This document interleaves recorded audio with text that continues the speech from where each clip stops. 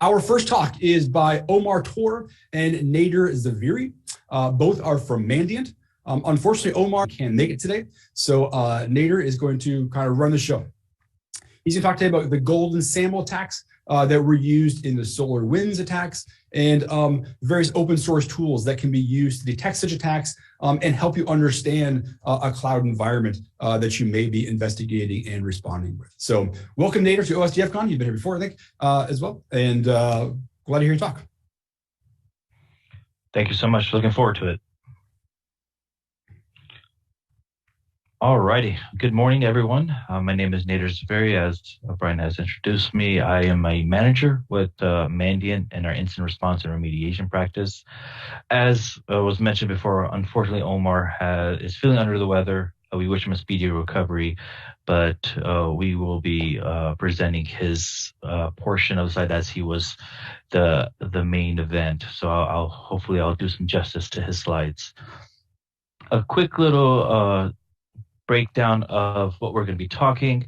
I'll be breaking into a little bit of the cloud threat landscape that we're seeing based off our incident responses throughout the years and how that's kind of shifting from, let's say, 3 years ago to how we're seeing them now. And I'll give you some case studies of common attacker methodologies that I'm seeing, and then we'll get into the novel method that was really first brought into fruition by the SolarWinds threat actors. This was always a theoretical thing that we saw from the kind of intellectual circles of the security community, but really put into practice was during the SolarWinds threat actor incident. And towards the end, I'll be giving kind of security best practices that are able to help remediate, mitigate during an incident, and also recommend to a lot of our clients during an incident response or even during a proactive type of engagement. And throughout the talk, I'll be sprinkling in all these different open source tools. We also helped create an open source tool for helping the investigation of this attack, and we'll kind of get into that a little bit later. And of course, I want to leave about 3 to 5 minutes for discussion to ensure we can, if there's any questions, I want to definitely get to that. Just a quick little background. I have about 14 years of experience. Started first 7 years in the industry, being a system architect, cybersecurity architect, and then getting into cybersecurity consulting. Based in Houston, Texas, really started my incident response journey in mainly on-prem cases as the cloud was just starting to get started. But now a lot of my major incident responses have some sort of cloud lean to it. Sometimes it is all in the cloud and the entire investigation is in the cloud, and sometimes there is just a small cloud-based component. And part of our team is not only are we investigating, but also helping contain and remediate the threat actor and eradicate the threat actor's access. Another thing we do is proactive assessments. If you're not having incident response, we are also trying to do some sort of proactive type engagement, like an assessment or secure architecture and design for your environment. Just some housekeeping items. I will be using a lot of examples and case studies throughout the talk, and what we've tried to do is I've tried to obfuscate as much as possible the different clients specific technical details. So just in case if one of the things are a public incident, we are not specifically mentioning a client, as we try to keep our clients' names and their specifics of their incident close to the chest. And starting right off, so some of the cloud threats that we're seeing, and came from our M-Trends 2020 last year when we were able to put together the trends we're seeing. We had a very particular focus in that about the cloud. What we're starting to see in terms of the cloud is just the lack of adoption for threat detection and response. So you're going to hear me say this a lot. Usually security is the last of the party when it comes to getting in the cloud. Usually it's a DevOps, it's other portions of an organization, and sometimes not even IT are the first people in the cloud. And the last people who get brought into the cloud conversations are usually security individual security practitioners, which then makes our job a lot harder because we are trying to play catch up to an already existing environment that may be already in production.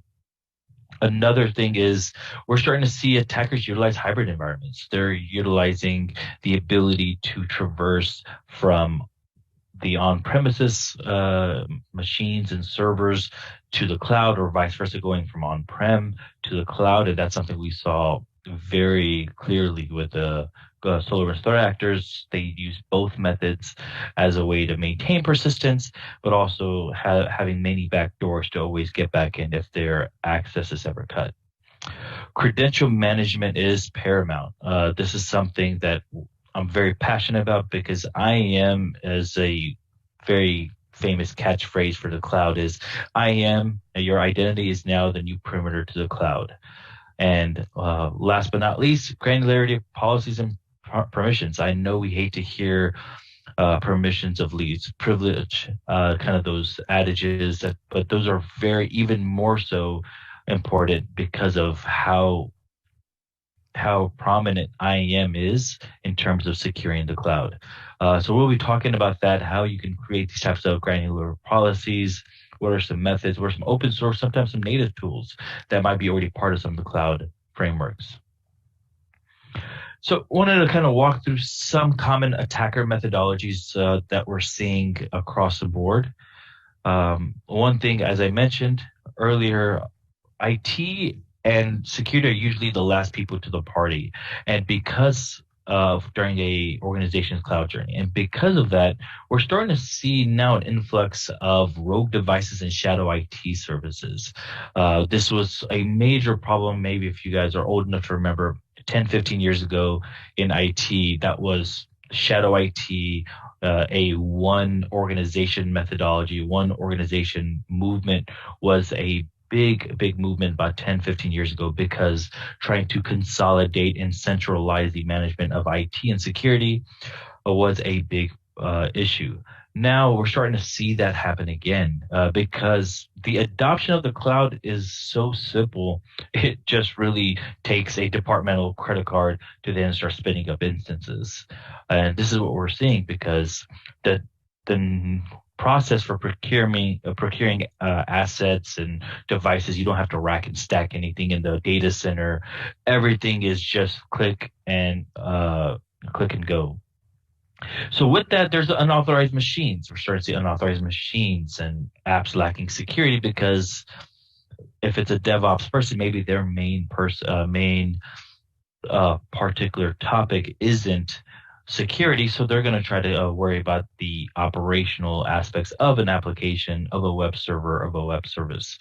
Internet-facing remote management or IT admin backdoors. This is something that, hey, admins are always trying to find ways to get back in to their devices. What happens if a maintenance goes down and I can't get back in? We're trying to find ways of being able to make our lives easier while still being able to maintain the operational integrity of the environment.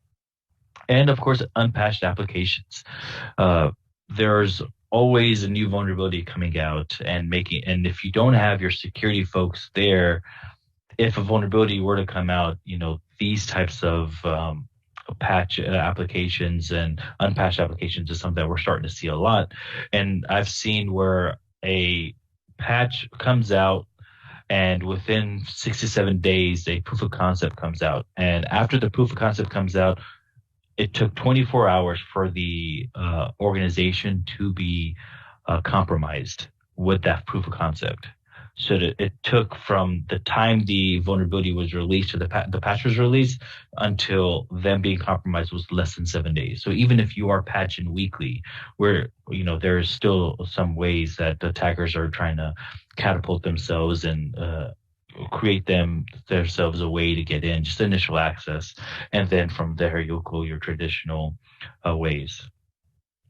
Another way that we're starting to see how people get into the cloud is still phishing. Phishing is still not going away just because you have cloud. This is because a lot of times the credentials that you're using to log into the cloud, if you're using something like an SSO, it's the same credentials that you're using to log into on-prem, or if it's the same credentials that you start to see when you save your SSH keys, when you're saving your different types of keys on your actual device itself. And this is where the endpoint becomes such a crucial factor. That's where an endpoint exploit, or if you're traversing the internet and you get malware, this is a way for a organization to get compromised very easily and get pivoted from that endpoint that, let's say, lives on-prem but has access to many cloud platforms. Another thing that we probably see the most common is credential exposure from a public exposure of credentials. This is sometimes by accident, or sometimes that they have a GitHub repo that went public just for an hour accidentally, or this is part of they forgot that they have keys within the code, and there's constant bots being tracked and scraping as many credentials as they can find for these different major cloud platforms. So we're starting to see that a lot if it's a public exposure of, let's say, S3 bucket, or even your or IAM access keys that we're seeing.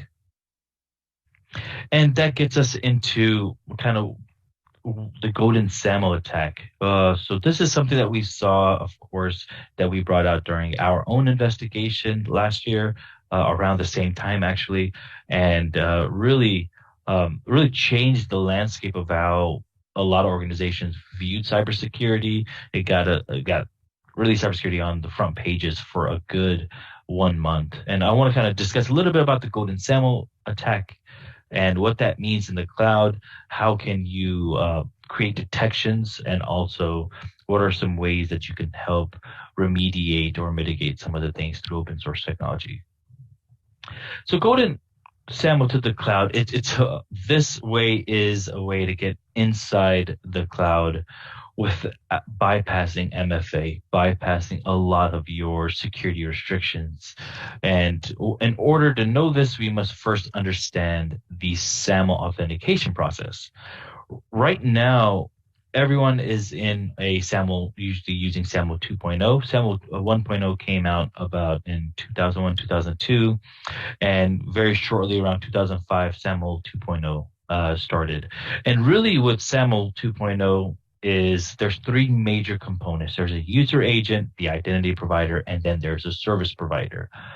The user agent, the end user, will then, for example, let's say if I try to log into AWS, because I'm using SSO with SAML authentication, instead of going to AWS, I will be pushed to my identity provider. It could be Ping Federate, it could be ADFS, it could be different IDPs. And from that identity provider, I will put in my username and credentials to authenticate myself. It will verify if I am a legitimate user and send over what is termed a SAML assertion.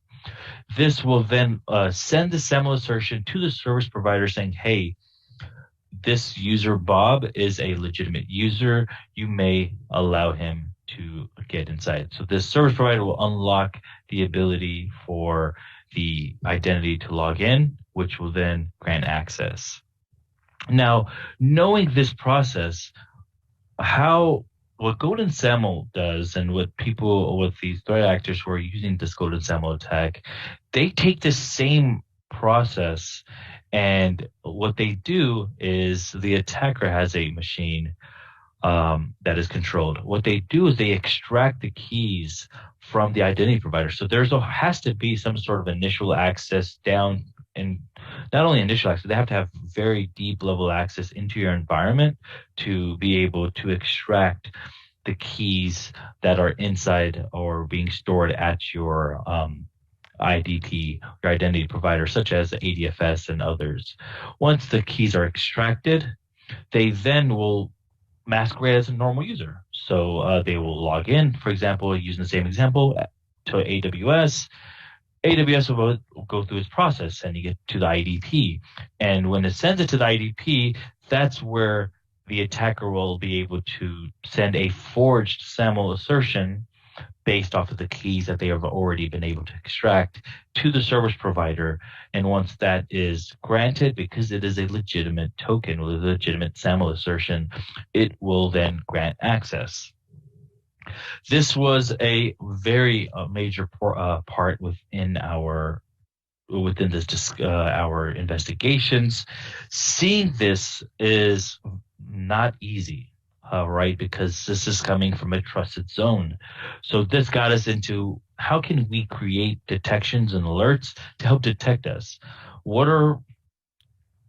First, we have to understand SAML authentication to understand the SAML phases, to then find out ways we could detect an alert. What are the data sources we're going to need? What are some ways we can create alerts to then help kind of spawn investigations? This got us into first, you need to have logs at the identity provider. Majority of all the major identity providers have around the same level of logging, some are better than others, around being able to say this person is authenticating on my platform. And we want to make sure that we are getting those logs from the IDP, but also from the service provider. We want to know that, okay, if somebody's logging in to the service provider, is there a correlated login happening at the identity provider at the same time? And we'll be able to correlate that through time and through methods and user agent strings, and you'll be able to see that as we're walking through this. So, what we have to do is found the cloud service logs. What are the events happening during the login process within let's say a cloud provider? What are the IDP logs? What type of level of logs, what type of attributes are we looking for from those logs that then correlate and coalesce to a cloud service log?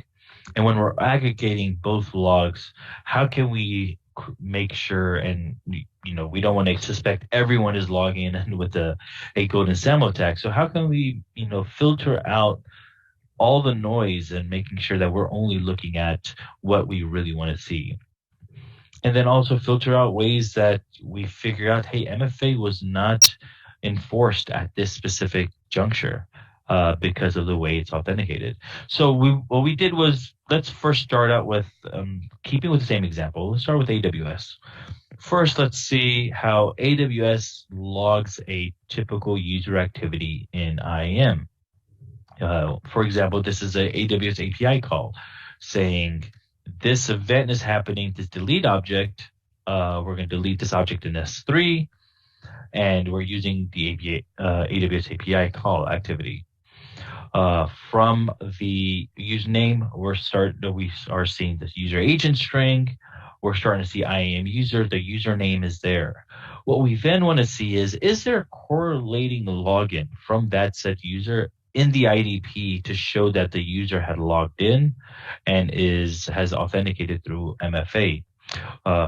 This, for example, is using an example of Ping Federate because of the Golden SAML really focused around ADFS, and we've had a long discussion about and a lengthy white paper with open source technology talking about ADFS. What I wanted to do is put another IDP provider here because we wanted to kind of show that this can still happen outside of an ADFS environment. So how can we then build this alert? We have to first look at AWS API calls and seeing how that is for the user types. We're going to give this example of in the past hour, which user has been using the AWS API call. We're making sure that we're not talking about any specific accounts or assumed roles, making sure it's not coming from an internal AWS Amazon. And then also we want to make sure that the attributes are saying MFA authenticated is true because from the service provider, it's showing that MFA has been authenticated. When you look at the IDP, we want to do something similar, but this time a lot of IDPs go out to about 4 hours or even longer. So what we wanted to do is put about a 5-hour window and creating this authentication attempt from that said user. We want to use, for example, this is specifically in a Splunk level format, but the same types can be done through, let's say, Elk Stack or OSM and other types of open source methods using the same attributes. I want to really focus on not the query per se, but the attributes we're looking for. So then we can do the same things within our own open source tools. Coalescing both the user in the IDP log and the user name from the AWS activity, we will then be able to start aggregating the types of activities from that said user throughout that time frame that we have given. We want to make sure the timing is all in order. And when we're starting to index it and starting to see the source IP, we can then start seeing where we can find out that, okay, here is where an AWS API call event has happened, but an MFA hasn't been authenticated. It shows authentication of MFA from, let's say, the service provider side, but from the IDP, we aren't seeing a associated authentication. We could create just for 14,400 for our time, and then we could find out if it's not specifically filtered for ping, and if there is there's not a correlating alert associated with that said event. And now that we have that, we have a very specific way of finding how to catch these types of methods. For example, when we're going through some of the Golden SAML things within MITRE, how we were able to create that, there's of course the ADFS side, which is the forward SAML token. There is the auditing, making sure the auditings are enabled. And this is, for example, they used to always remove audit logs as much as possible. And then the privileged account management, restricting those accounts to only privileged users who log in to your IDP. This doesn't only have to be around ADFS. This is whoever has access to your IDP. Your IDP should now be considered as what Microsoft calls a tier 0 asset. There's only select few admins who are supposed to log in, and those are one of your highest privileged users. And then ensuring kind of user account management, just in time administration, just enough administration JEA, and of course reducing and restricting as many users as possible. What we were able to do in Mandiant after we discovered the attack on our own organization, we of course disclosed it to the entire world per se and gave specific IOCs. We're able to then craft a very detailed, we just did the latest update actually, because we're still seeing this threat actor, what we term UNC 2452, still using novel methods. So what we've done is we just did an update late last year, about a little over a month ago, on version 1.2 of our hardening guide. So this is not only a remediation and mitigation hardening guide, but we also bring in detection rules, what to look for within the services, for example, within Office 365 or Azure or in ADFS or an Active Directory and other types of things. What we've also been able to do is put together an Azure AD Investigator tool that specifically looks for these types of methods that we saw the threat actor use. What we've done with the tool is focus really on specific ways that if you were to run the tool will flag certain things that are risky, like risky permissions on an application that you may want to, we're not saying it's nefarious, but these are higher risk type of access that an application has, let's say in Azure, that you may want to review because the possibility of this application could have tenant-wide access, which allows maybe a application to have a read into everyone's mailboxes, or an application has the ability to read or any files on your SharePoint or OneDrive. So we've put together this open source tool. It is on our GitHub. I suggest everyone to not only during an investigation, but also proactively review these types of review and use this tool, because this will not only help with trying to investigate an issue, but also proactively try to harden your environment. It's all what we like to term as pre-mediation. Do that remediation before a incident happens. And I have just a few minutes, and I wanted to kind of leave the last 5 minutes for discussions. What I've done before going, what I've done is put together a bunch of security best practices. I don't want to go through that all, but I have put it inside our slide deck, which, as Brian had mentioned, slide deck is already public, so you can review it. So then you can be able to not only review these types of best practices that we're seeing from the front lines on how to mitigate and harden your environment, but also throughout the proactively doing that as well. So we've broken it down into governance, risk, and compliance, IAM, configuration management, application security and DevOps, data and secrets protection, because that is one of the biggest things that people tend to forget in terms of the hardening your cloud, and of course, threat detection response. That puts us right about 4 minutes left. I haven't had a chance to check our Discord channel if there's any questions.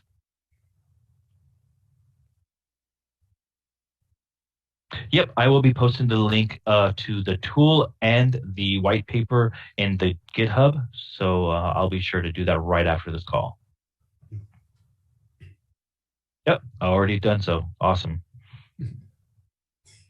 Thank you so much. Great, Nader. Thanks very much for that talk. I had one following question, which is that I know that what you're talking about a bunch was using kind of elk stack and a bunch of those kind of tools, for the investigations. I mean, do you find oftentimes that when doing kind of both endpoint and cloud investigations, it really comes down to tools like, elk stack and cloud-based, kind of log analysis tools at that point? You kind of have to kind of go from various other tools to a central SIM log analysis place. Exactly. The whole point is to have a central aggregation tool with, let's say, Elk or other open source tools that you'll be able to correlate, and that can not only take, let's say, ADFS or another IDP provider logs, but also knowing the cloud provider, how they are creating their attributes and correlating that, and then making sure those line up.